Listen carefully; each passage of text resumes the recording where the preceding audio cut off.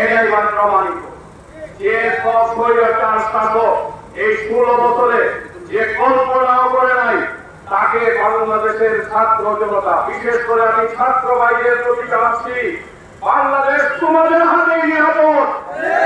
তাদের যে কষ্ট, তাদের যে ত্যাগ, সেই ত্যাগের জন্য আমরা তাদেরকে ইসলামী আন্দোলনের পক্ষ থেকে আন্তরিক মোবারকবাদ।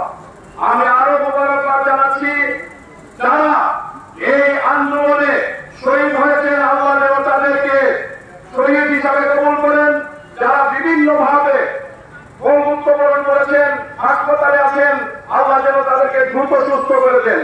সম্মানিত উপস্থিতি, আপনারা লক্ষ্য করে দেখবেন আমরা 53 বছর বিভিন্ন শাসক দেখেছি, একটার পর একটা শাসক দেখেছি, যার অতীত ভালো, বর্তমান ভালো, তার ভবিষ্যৎ ভালো হতে পারে। আমরা একটারও অতীত বর্তমান ভালো পাই নাই। ভবিষ্যৎ বাংলাদেশ কিছু আশা করতে পারে না। নতুন বাংলাদেশে নতুন হবে ইনশাআল্লাহ নেতৃত্বে একটি স্বাধীন কল্যাণকর রাষ্ট্র প্রতিষ্ঠা করো। সবাই রাজি আছেন ইনশাআল্লাহ? সবাই প্রস্তুতি নেবেন।